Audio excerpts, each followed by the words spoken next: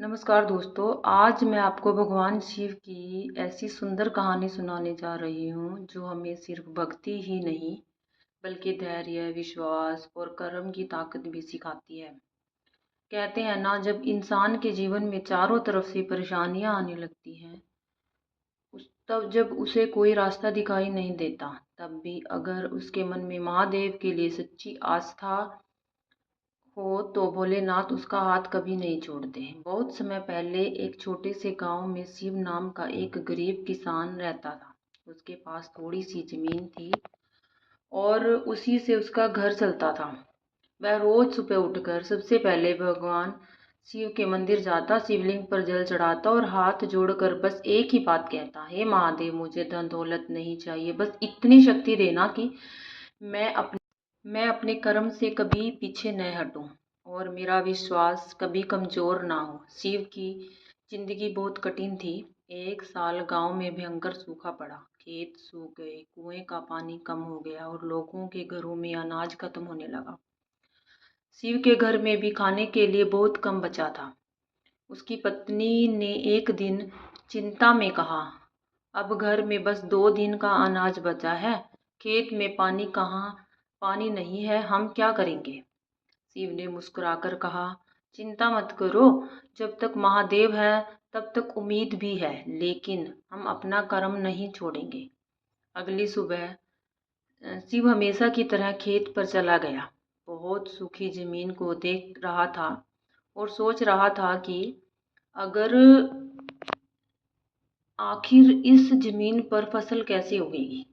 तभी उस खेत के एक कोने में जमीन के अंदर कुछ चमकता हुआ दिखाई दिया।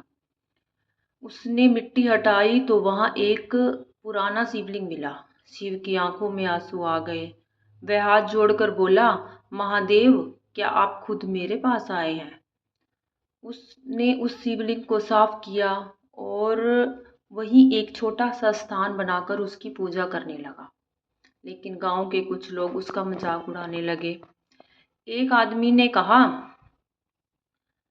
अरे शिव, खुद के घर में अनाज नहीं है और तू भगवान की पूजा कर रहा है। शिव ने शांत होकर कहा, भगवान की पूजा करने का मतलब यह नहीं कि हम कर्म करना छोड़ दें। मैं पूजा भी करूंगा और मेहनत भी।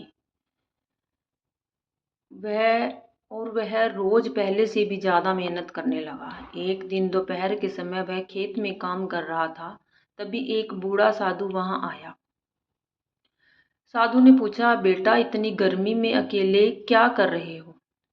शिव ने कहा, बाबा, अपनी जमीन को बचाने की कोशिश कर रहा हूं। साधु मुस्कुराए और बोले, अगर तुम्हें पता चले कि तुम्हारी सारी मेहनत बेकार हो जाने वाली है, तब भी मेहनत करोगे? शिव ने बिना सोचे कहा, हाँ बाबा, क्योंकि परिणाम मेरे हाथ में नहीं है, लेकिन मेहनत करना मेरे हाथ में है। साधु ने फिर पूछा, और अगर भगवान भी तुम्हारी प्रतीक्षा ले रहे हों? शिव ने हाथ जोड़कर कहा, तो मैं परीक्षा में पास होने की कोशिश करूंगा, महादेव से शिकायत नहीं। इतना सुनकर साधु मुस्कुराए और वहां से चले गए। अगले दिन अचानक आसमान में काले बादल छा गए। गांव के लोग हैरान थे, क्योंकि कई महीनों से बारिश नहीं हुई थी। फिर तेज बारिश शुरू हो गई। बारिश इतनी हुई कि सूखे खेत पानी से भर गए। कुछ ही दिनों में गांव की जमीन पर हरियाली दिखाई देने लगी। लेकिन शिव के खेत में एक अलग ही चमत्कार हुआ। जहां उसने वह पुराना शिवलिंग पाया था, उसके आसपास की जमीन सबसे ज्यादा हरी हो गई। गांव वाले यह देखकर हैरान रह गए। जिस किसान का लोग मजाक उड़ाते थे, उसी के खेत में सबसे ज्यादा फसल हुई। कुछ समय बाद शिव की फसल इतनी अच्छी हुई कि उसने सिर्फ अपना घर ही नहीं चलाया, बल्कि गांव के उन लोगों को भी अनाज बांटा जिनके पास खाने के लिए कुछ नहीं था। वही लोग जो कभी उसका मजाक उड़ाया करते थे, आज उसके सामने हाथ जोड़कर खड़े थे।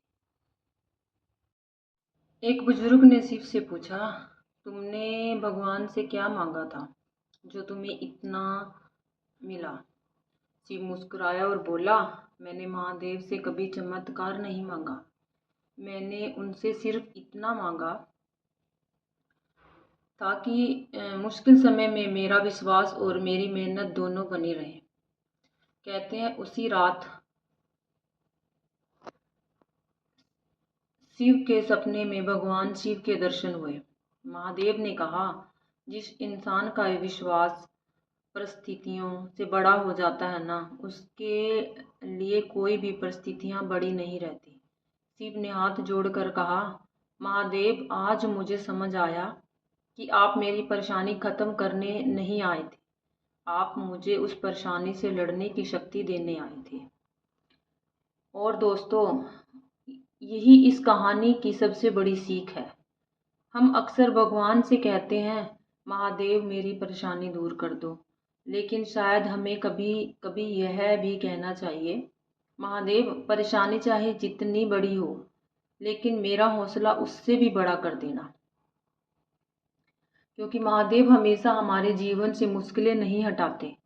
कई बार वे हमें इतना मजबूत बना देते हैं कि वही मुश्किलें हमें कमज़ोर नहीं बल्कि और मजबूर बनाकर जाती हैं। इसलिए अगर आज आपकी ज़िंदगी में कोई भी परेशानी चल रही है तो निराश मत होना।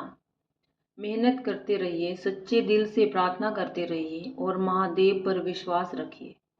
क्योंकि जब कर्म सच्चा हो, मन साफ हो और विश्वास महादेव पर हो तो रास्ता देर से सही लेकिन जरूर मिलता है। हर हर महादेव।